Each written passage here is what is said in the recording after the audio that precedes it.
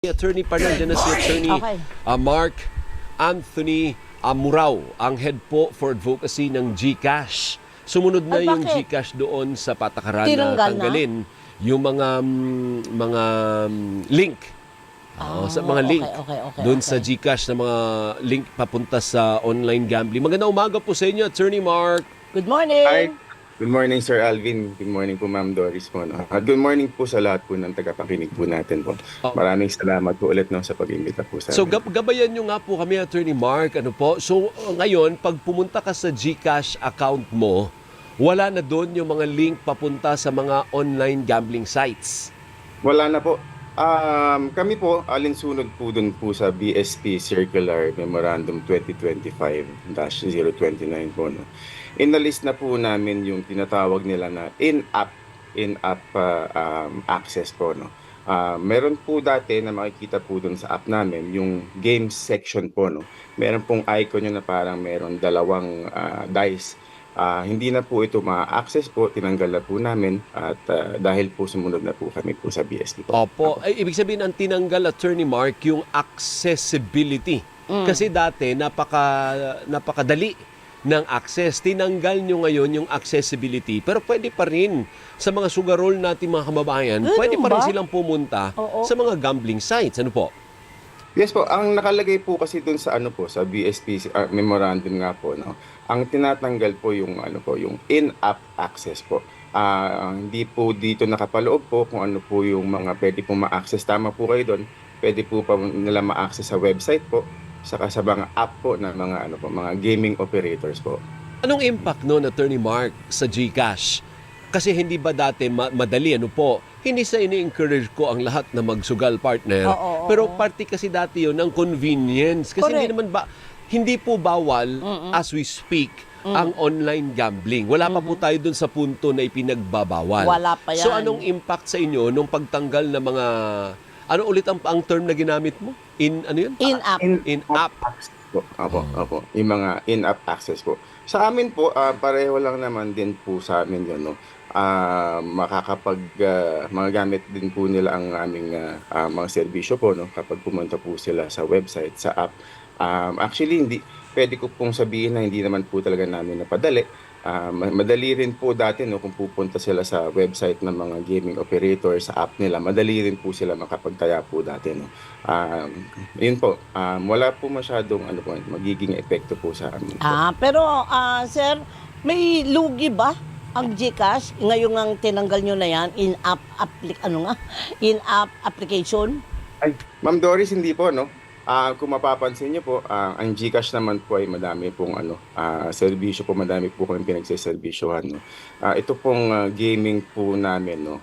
Isa lang po itong maliit na parte po ng aming business po. No? Actually po, kahit mawala po yung gaming po, or kung nandyan po yan, hindi po ito makaka-apekto po masyado sa aming kinikita po.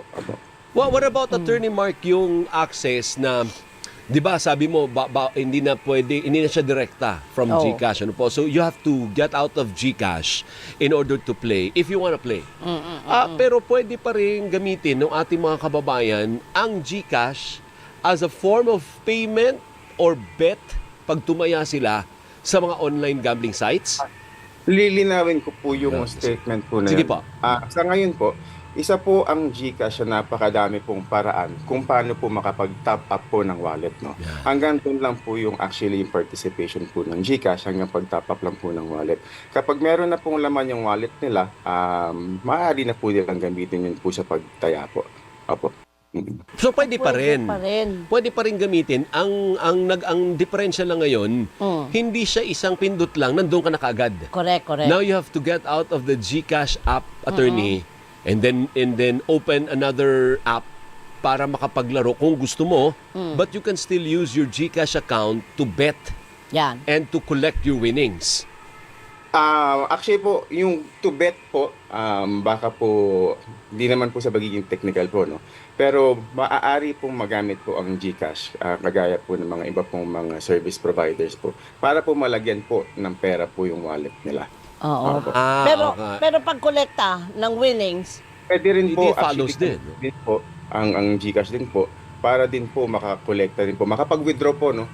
doon po sa mga gaming wallets po nila. Opo, pero attorney, yung what about sa illegal online gambling sites? Oh. Kasi ang worry ng gobyerno, pag tinanggal natin yung lehitimong online gambling sites, ang gagawin ng mga tao, pupunta sila sa illegal online gambling Tama, sites. oo. Ano ang papel naman ng GCash dun sa bayaran at tayaan sa mga illegal gambling sites? Allowed ba yon sa inyong sistema o hindi siya allowed pag illegal gambling site?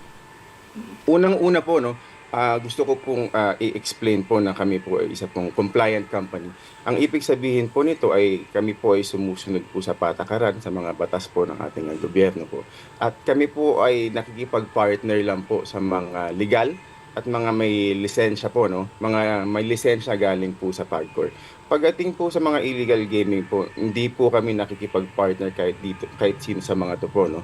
At ang katunayan po niyan, totoo lang, we have zero tolerance po for illegal gambling po. Sure ka doon, attorney, ha? Kasi maraming Oo. nagsasabi, partner, na parang tuloy-tuloy pa rin yung paglalaro ng ating mga kababayan kasi may access naman sila sa GCash kahit illegal gambling site. So you're saying hindi pwede. Pag illegal yan, hindi pwedeng sumali ang GCash dyan. So sir, madami po kasing mga no, iba't ibang klaseng mga illegal na sites, no. Kagaya po ng mga makikita nyo, mga galing po kasi itong mga to. Pinapakita po nila na mukha pong lehitimo, no, yung kanilang mga sites. At makikita po doon yung mga iba't ibang paraan kung paano po makapagbayad, kung paano po makapag-top up ng wallet nila. Kapag may nakita po silang GCash doon sa mga illegal na gaming websites po na yun, wala pong pahintulot po yun ng GCash na gamitin po nila yung pangalan namin, pati po yung logo namin. At ang katunayan po niyan, Sir Alvin sa Ma'am Doris, no? Araw-araw po namin nilalabanan ng ang illegal gambling po, no? Meron po kaming mga dedicated team na wala pong tigil sa pag-monitor po, no, ng mga aktibidad na sinasabi po nila na nakalink po sa illegal gambling. At nakikipagtulungan din po kami sa gobyerno po para po pabagsakin po ang illegal gambling po. So para malinaw, attorney, ibig mo sabihin, kung may GCash ako Oh. at gusto kong tumaya sa isang online gambling na illegal, I cannot do that. Kasi hindi kasali ang GCash, hindi pwedeng sumali yung GCash dun sa proseso ng paglaganap ng illegal online gambling. May harang. Tama po, sir. Hindi po kami nakikipag-partner po kahit kanino pong illegal na online na gambling po. So Okay. paano ngayon tumataya yung mga pumupunta sa illegal online? Di ba yung number one naman GCash? Ay, oo naman. Paano sila nakakataya doon? Gumagamit sila ng ibang e-wallet? Sir, ang nangyayari po doon, ang tinatawag po namin doon is unauthorized use of GCash po, no? Isa po itong violation ng aming terms and conditions kung sakali man po nagagamit po ang GCash po sa mga illegal na websites po. Pero paano nyo paano pwede- masasawata yun? Hindi, so pwede pala. Ang Oo ibig nga. niya sabihin ni attorney, pwede palang gawin, Oo. pero hindi dapat ginagawa. Dapat hindi. Tama ba ang pagkakaintindi Oo. ko, attorney? Tama naman po yun. Hindi po namin pinapahintulutan po, no, na gamitin ang aming serbisyo po sa mga gantong paraan. Pero sabi ko nga po, magaling po itong mga illegal, no, mga illegal gaming websites at po to. Paparaan po itong mga to, no, kung paano po nila mapapatuloy ang kanilang operasyon po. Pero parang ang hirap habulin po, attorney, ano po? Sa dami. Mahirap po. Ay, ng mga 32 million ang may account, di ba? Kita mo na. Mahirap pong habulin itong mga to kasi po ang sinasabi po nila, halimbawa po meron pong website na illegal. Papabagsakin nyo po yun, halimbawa www.1234.com. Papabagsakin po natin yun. Pero next day po, meron na pong www.1234x.com. Papalitan na po nila ng isang numero o isang letter po din sa kanilang website domain. Pwede na po ulit sila makapag-operate po, no? Wala bang paraan, Attorney Mark, na para kumbaga i-make sure ng GCash na kapag tumaya ka sa isang illegal online gambling site, ay hindi papasok ang pera o lalabas ang pera pag na-detect ng sistema na hindi ito Illegal to. illegal ito. Opo, ganyan naman po yung ginagawa po namin, no. Meron po kami tinatawag po na monitoring tool na kung saan po tinitingnan po ang galaw po ng pera po sa amin po, no. Meron po kami tinatawag din ng mga risk parameters, mga risk thresholds. Kapag kapag ang gamit po ng GCash ay lumampas po dito sa threshold na to, ito po iniimbestigahan po namin at inaaksyonan po namin at binabar po namin at accounts at aside from that po no, nire-report din po namin yan sa sa gobyerno po no. Pero nevertheless, nangyayari pa rin po, nalulusutan, attorney. Oo.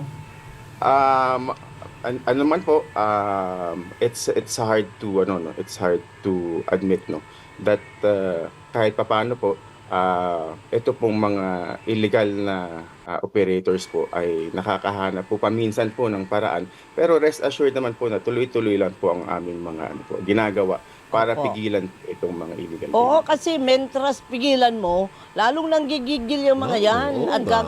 gagawa ng paraan para makapag, ano sila, ang tawag doon, sugal. Kaya ang hirap talaga ng inatasan na papel ng GCash. Tama.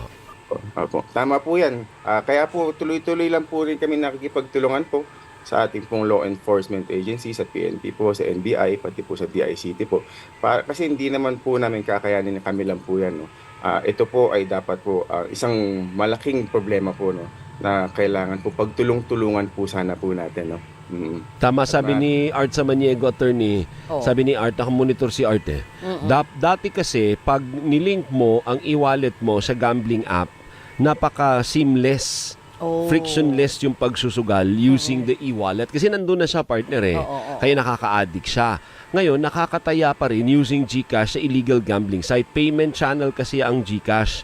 Pag yung user nag-send ng payment sa isang account, no choice sila but to process. Hindi tama yon. Pero anong requirements o parameters bago magamit ng isang site or app yung GCash? Meron bang mga limitations yun? Halimbawa, ang gumamit na site ay illegal. Ayan. So, pwede pa rin niyang gamitin yung GCash? Yan ang tanong ni Titus, attorney. Yung po, yung mga yan po kasi, hindi naman po agarang nakikita po na illegal po sila. No? Gumagamit. Karamihan po sa mga yan, gumagamit din po ng mga legal na mga GCash app. No? Mga GCash accounts. Ang problema lang po, no, ginagamit po nila yung GCash accounts hindi po sa tamang paraan. Ito Kaya po, nga, actually sabi ko nga po, in violation po of our terms and conditions. Tama. Oo. So baga nagkukunwari din siya, partner, Exactly. na lihitimo. Yan ang Oo. tama ang sabi ni Ronald Gustilo ng Digital Pinoys eh.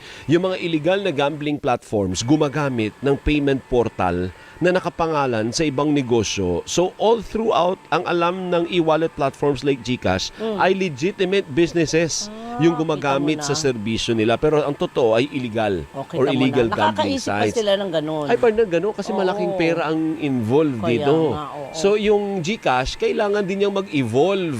Kailangan din niyang maghanap ng paraan all the time paano pigilin yun. Kasi pag tinignan ng computer, ano yun eh, lihitimo yun eh. Exactly. Pero hindi pala lihitimo. Ang daming pinagdaanan na pala, Oo. no?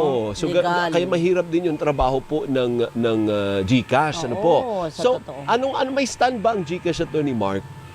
Dun sa issue na iban na natin altogether. Yung total ban. Total ban. Imbis na pag-restrict lang o paghigpit lang ng patakaran kaugnay sa online gambling. Kami naman po no sa GCash po, handa po kami parating sumunod po no kung ano pong sasabihin ng ating gobyerno. I think po this is rather a policy issue.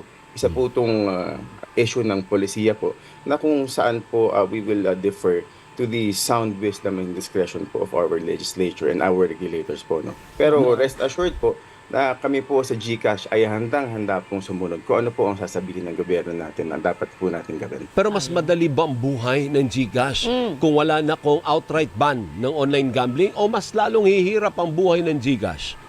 Ano lang po ito sarili ko lang pong palagay sa ito po mapapadali po kasi dahil po ngayon ang dami pong nagiging issue po no. Kung wala pong mga ganyan hindi na po magkakaroon ng kahit anong issue with the GCash pero sariling pananaw ko lang po yun. Opo. Actually, maganda yung GCash kasi napapadali yung buhay natin. Oo Kaya naman. lang kasabay din ng pagpapadali, napapadali din yung buhay ng sindikato. Lagi sabay- may kapalit. Lagi may kapalit. Oo. Sabay tayong gumaganda yung how many clients do you have